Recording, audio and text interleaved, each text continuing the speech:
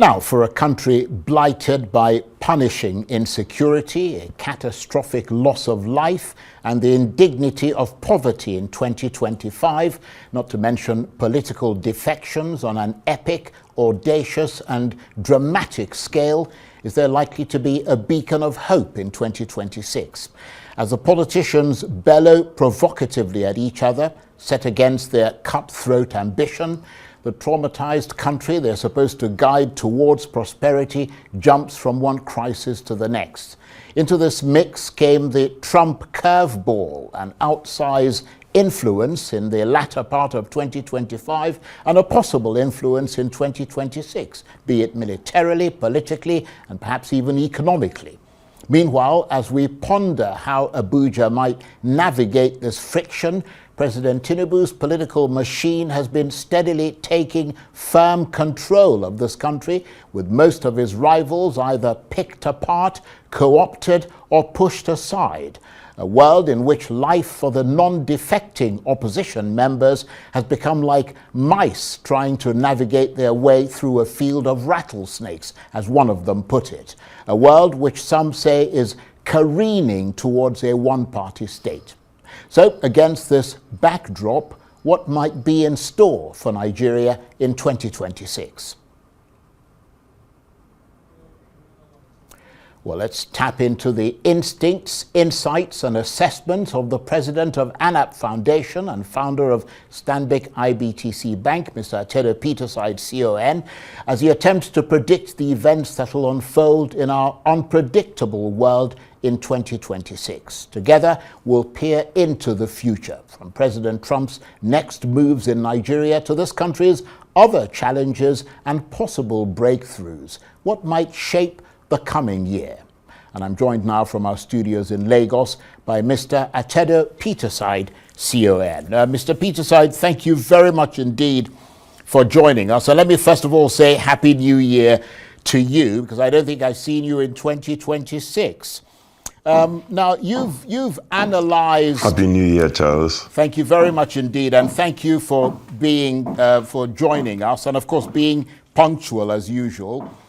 You've of course analyzed manifold political topics that have helped to forge the political consciousness of so many in this country. Having said that, we've just ended 2025. Do you have standout moments for that year? And can you guide us through the red flags as we enter 2026 as briefly as you can?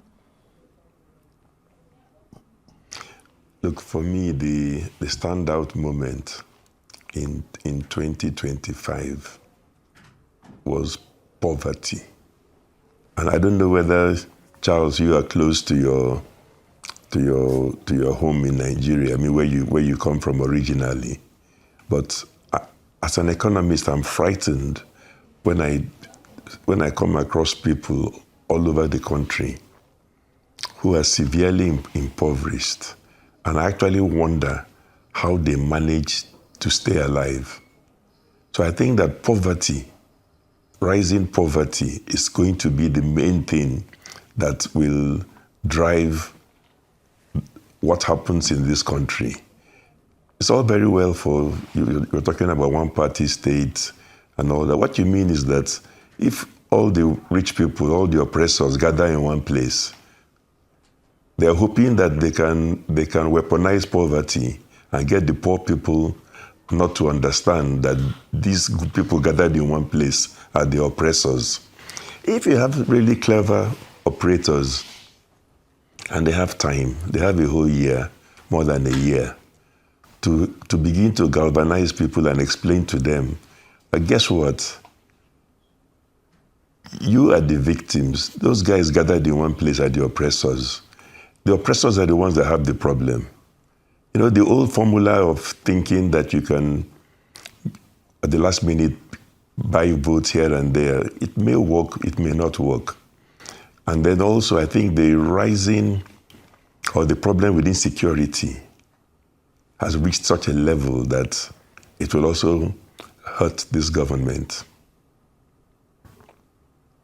Well, that's interesting, because my next question to you was going to be, how do you think those issues you raised from 2025 have gone for President Tinubu, will he be feeling good after 2025 with good accomplishments that he can put on his record, perhaps beyond just poverty? Or do you think he'll be worried about what 2026 has in store, given the apparent slips of 2025, such as increased poverty, for instance?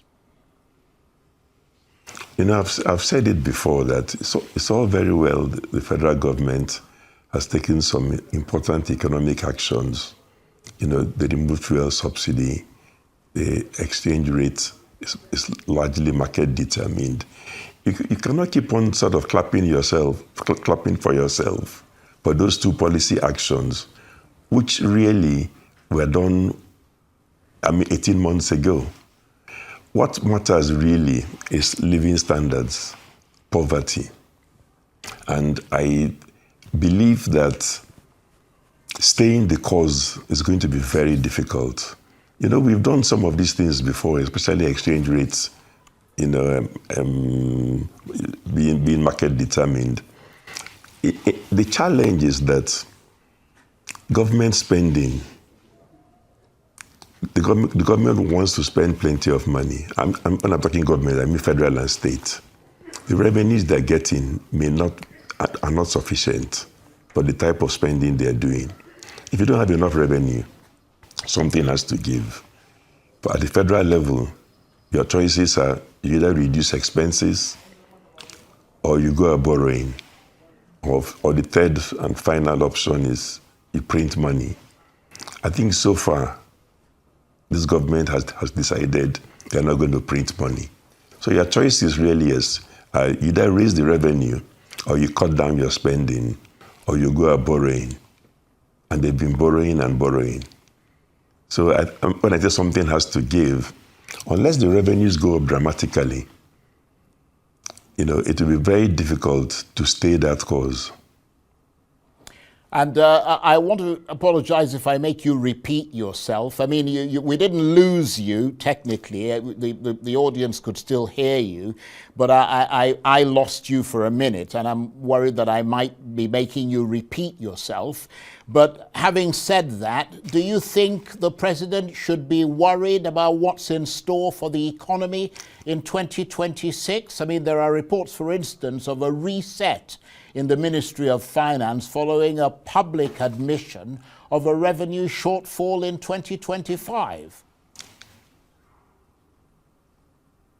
Look, I think anybody who runs Nigeria should be worried, unless they don't fully understand the country. You've got to be, you're going to have a country of 230 million people, 140 million are debt poor, and then you fail to worry. More importantly, like I said earlier, the revenue projections, the revenues that you're hoping will come in, even with the tax reform and all. You see, the problem is that the bulk of the people that have the most wealth are friends of this government. Are they going to be able to raise that revenue from their own friends? If you think you're going to leave all those people alone and be taxing Charles, and Joe down the road, it's not going to happen. You know what happened in Saudi Arabia? At the point when they had difficulty with the economy, somebody called all the big guns together into one hotel and said, hey, let's sit down and tell ourselves some home truths and decide the way forward. So that I don't think that this kind of revenue that we are hoping to get will come easily. It's not going to happen. Take the oil and gas sector. The trend has been that some of the oil blocks, you transfer ownership from an IOC to a Nigerian group. The first thing you notice shortly after is that the volume of taxes they are paying drops or collapses.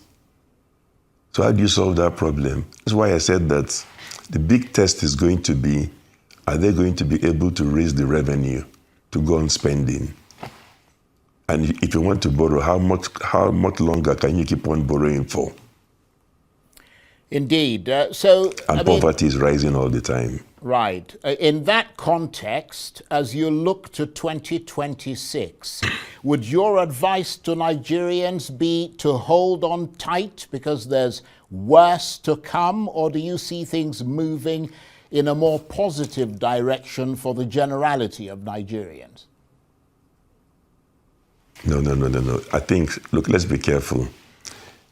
Sometimes you can have an economy where the big guns are doing very well. Their income is going up in the stock market and all. But I'm referring to the 140 million poor people. That's where the problem is. And I think Nigeria clearly has an income distribution problem.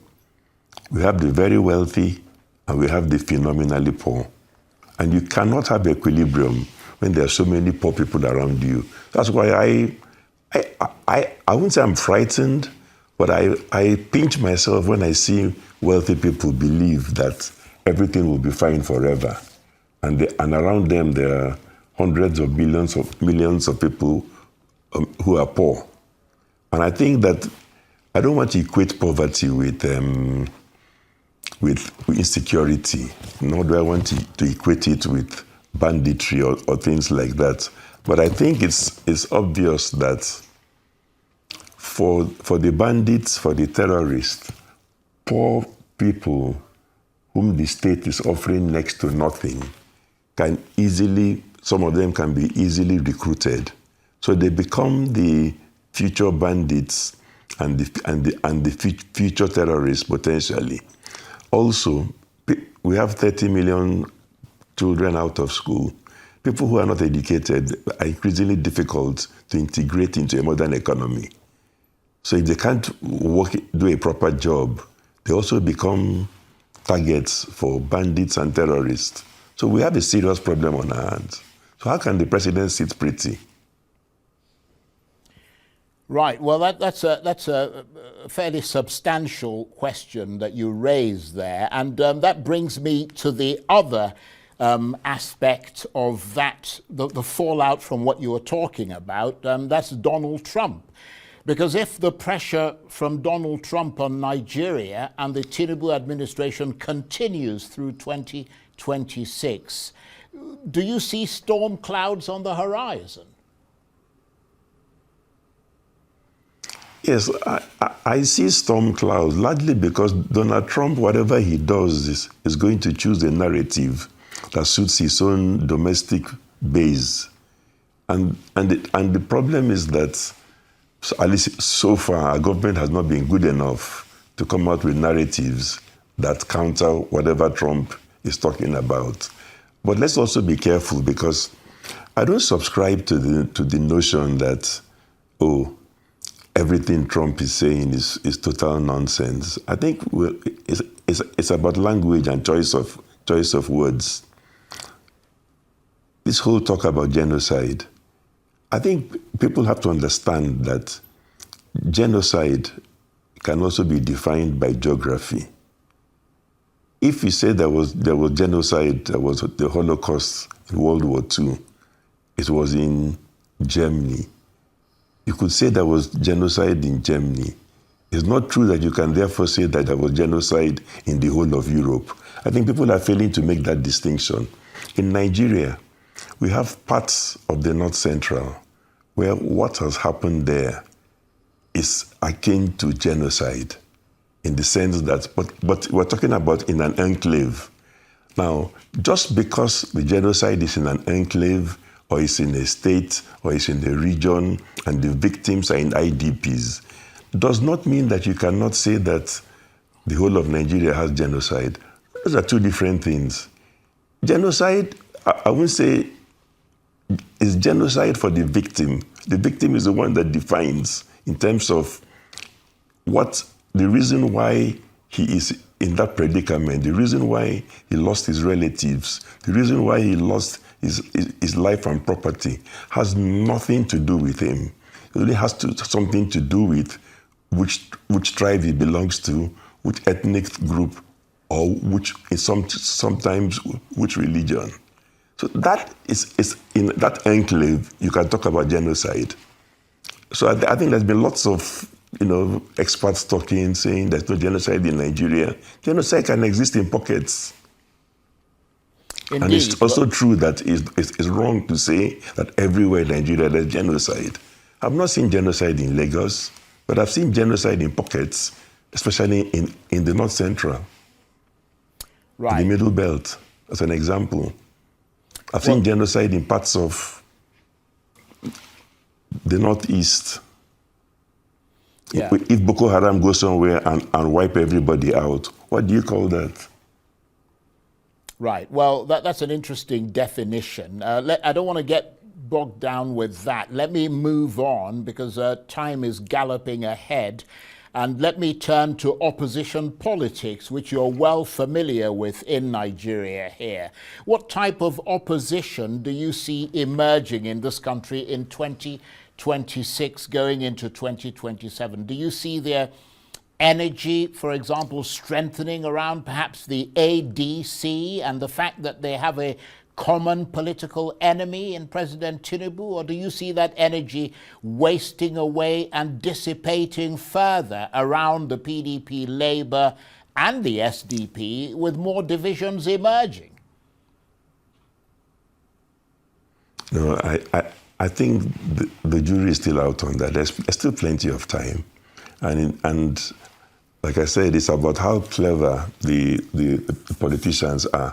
But one thing is sure, if all that the opposition politicians, the leaders, if all that they want to do is to insist, I have to be the candidate, is me or nothing else, then of course it's not going to work. I think the priority has got to be to build something first. So you've got to first concentrate on the things that unite you before you focus on the one thing that may divide you. But in any case, I always ask myself, if everybody wants to be president, that tells me that something is wrong with all those people. Because what makes you think in a country of 230 million people that you and you alone have a divine right to be president? I mean, there's a level of arrogance and conceit and probably even delusion out there. So how can you look at another human being in the face and tell him that it has to be me or nobody else? So I think that the opposition have to focus on building something, bringing the rank and file into the fold, selling the story of hardship, poverty, insecurity. In effect, they've got to have a message, a rallying point first, and then talk about who will lead later. But if you're constantly, each person threatening that it's either I lead or everything falls apart, I mean, there's still plenty of time. But I think ADC was a rallying point, largely because one or two other parties like SDP did not, and on the face of it, the talks fell apart eventually. So ADC by default, became a rallying point. Right, and I'm going to come to that SDP in a minute, but of course there is still the question, as you correctly identified there, of who will lead the ADC and perhaps by extension the opposition into the 2027 presidential election. I mean, do you see anyone being able to forge the right grip to do that in 2026 going into 2027? I think if they change their tactics, it's possible. Give people assignments. Everybody go out and sign up party members. Give people assignments. It's no use everybody sitting down in his house doing nothing and saying, I must be the candidate. They must give people assignments, and then you'll be able to see who performs, who delivers, and then begin to see whether there's a basis. Sometimes if you give everybody that kind of assignment, you will have to look at who has been most successful, and you will realize that somebody has the following. But if you just sit down in a room having meetings of a few big men, you can go on forever, and it will lead to nothing. People should go out and do all the work on the field, go out and sell a message, go out and get people to go and register to vote, explain all the issues and challenges, what programs you think you can do better. In effect, I'm saying that they should get to work. When you get to work, it's impossible for 5 human beings or 6 human beings to work equally well. If they get to work, you will soon be able to separate the men from the boys. And of course, you mentioned the SDP earlier. You, of course, joined the SDP in 2022. Where do you stand now politically? You know, Charles, I joined the SDP for a reason. There were 18 political parties. I did not believe the government would register a new party for the last election. So I joined the SDP with the intention of helping to provide to play the role of a catalyst to make that party be receptive or to be the rallying point for many like-minded politicians. It did not work last time because some of them decided that it should be Labour. This time around too, there was lots of discussions with the SDP. I helped to encourage people to put down your differences and talk, and it did not work out. So I decided to leave the SDP, first of January this year, because it became clear to me that there were obstacles that made it impossible for SDP to be the rallying point. The party had the good building blocks in terms of a good manifesto, some organization and all, but sometimes, perhaps, if it's supposed to be, it will be. If it's not supposed to be, somebody else will take it. And I think on balance, people found ADC a bit more receptive or a bit more flexible. I'm not apportioning blame, but it doesn't matter. You've got to pick a party sooner or later. But I have left the SDP and I've not joined any party yet. Right, okay, because that was going to be my next question. Are you looking at any party? But you mentioned the sort of initiatives that, are there to help move this country's democracy forward. We recall your Go Nigeria initiative, which was dedicated to strengthening Nigeria's democracy through what was described as informed advocacy and active citizen engagement. Is that still relevant? I'm curious to know whether it's where it's going in 2026 ahead of 2027. Yes, very relevant. Go Nigeria's work should continue and must continue. Please let me make it clear. Go Nigeria had advocates. Initially, there were 18, now 24. Of those 18, there were some from APC, some from PDP. I was in SDP, and all that. You can have an NGO or a movement that is across party lines, because if there are like-minded people who can agree on what is best for Nigeria. So Go Nigeria is all about making sure that as democracy gets strengthened, and to achieve that, you've got to ensure that the youths who are the majority come out and register. Why do you think it's important to tell them to come out and register? Because many are disillusioned. Now, you also have to admit and accept that there are some obstacles that you must tackle simultaneously. Don't tell somebody to go and register if you cannot show him you're doing some things to make sure that this time round his vote counts. So Go Nigeria is focusing on telling people to register, not to give up hope, but also Go Nigeria itself wants to embrace the challenges that we see. Four major challenges: electoral reform, freedom of speech. So you can't have an election if people are citing all these laws on criminal defamation. The day before the election, they can lock up all their opponents. It doesn't make sense. Judicial reform is number 3. And number 4, security of life and property. There's a level of insecurity that is inconsistent with a free and fair election. People are not going to come out and lose their lives in a bid to vote. So the point I'm making is that Go Nigeria's mandate has to be broadened for all those who want to strengthen our democracy, can buy into that philosophy. It doesn't matter which party you belong to. We're talking about making sure we strengthen our democracy, and then we tackle the obstacles, the major obstacles to our democracy. We know there are many, but we pick 4 critical ones, and I repeat: electoral reform, judicial reform, freedom of speech, security of life and property. I'll make one comment about judicial reform. My fear is that this time around, very few people will waste their time going to court. People will resort to self-help because they don't have the confidence in the judiciary, and we have to correct that. Indeed, and we're virtually out of time. You, of course, roundly in the context of your Go Nigeria initiative, that's why I'm asking these questions, because you were emphasizing the issues of reform. You, of course, roundly criticized the Electoral Commission, INEC's handling of the 2023 presidential elections. Do you have hope that INEC will do a better job in 2027? You know, I never give up, but I know it's a tall order. But the only thing you can do, sometimes in life, what you have to do is clear.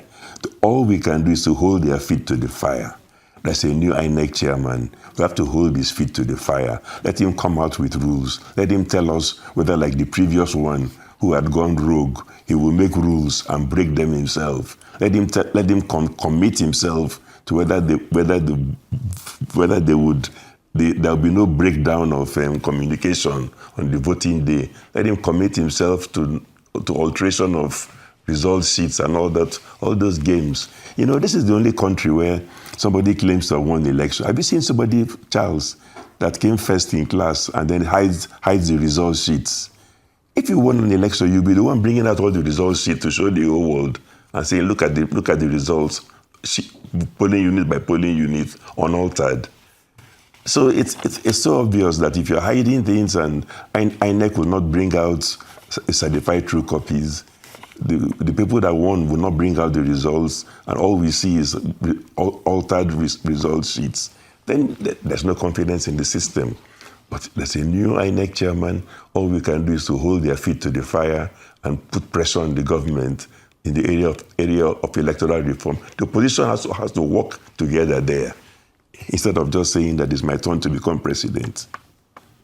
And on that note, Mr. Peterside, it's always a sobering experience talking with you, particularly relevant as we try to look into the unpredictable world of 2026 as far as Nigeria is concerned. Thank you for helping us peer into that future. Mr. Atedo Peterside, CON, is the president of ANAP Foundation and founder of Stanbic IBTC Bank, and he was talking to me from our studios in Lagos.